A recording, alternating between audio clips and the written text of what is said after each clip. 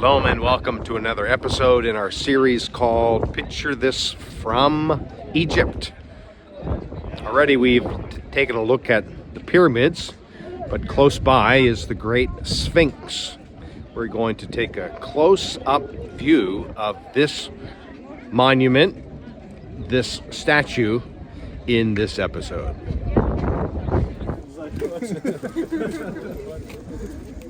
We're making our way towards the Sphinx, past all of these shops. That's one thing that becomes a little bit of a challenge when we see shops and people coming up and trying to sell things. These guys are pretty tame, however, as they wait for customers to come their way. But look at what they get to see every single day. It's this in front of us that you can just barely see the head of the Sphinx right here.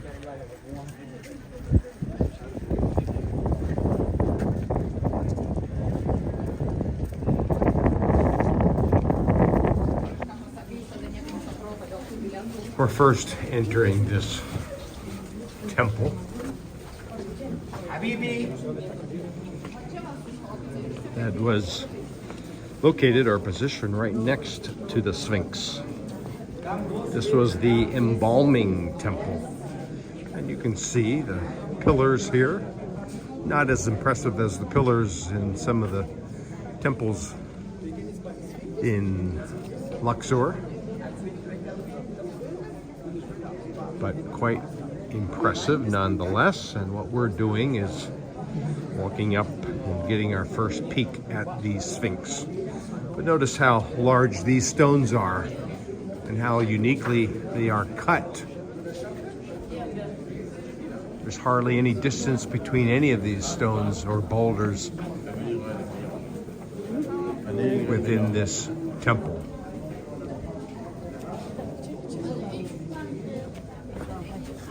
So we made it this far, and what we're going to do is maybe walk the length of the Sphinx. And again, try to picture how this was made. It's one stone. And since there's a crowd here, we'll do our best to get to the tail end of this monument. And then we'll come back and maybe zoom in on the head and the paws and talk a little more about the details. This is the Great Sphinx here in Giza.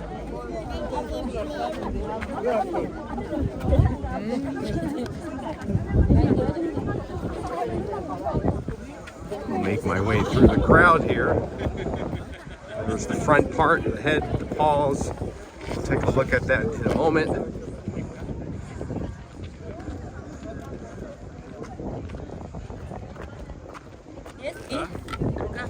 This is 220 feet long, give or take, and I believe it's like 65 or 70 feet tall from the front paw area to the top of the head.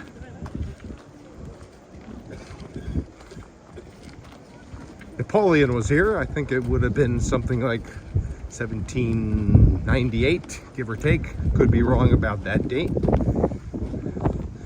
Look at the proximity of the Sphinx to this pyramid, the Great Pyramid. Here is again the back of the Sphinx looking towards the front in this direction.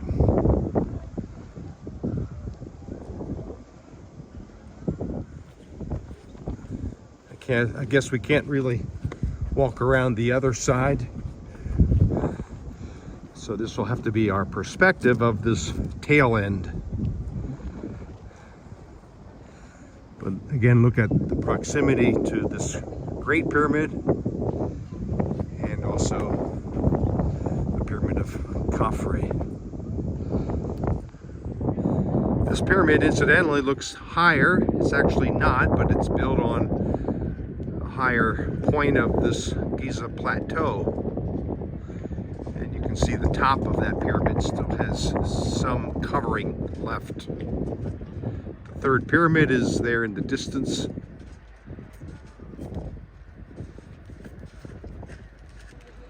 But this Great Sphinx is built in honor of Thutmose IV. He was the son of Amenhotep II. What is interesting archaeologically is that between the paws, the front legs of the Sphinx, a stele was located or discovered. A stele is a stone with, in this case, hieroglyphics that tell us that Thutmose IV dreamed that he would become the ruler after Amenhotep II. So this stele is called the Dream Stele. It essentially was placed there by Thutmose IV to legitimize his rule. You can still see it there between the paws.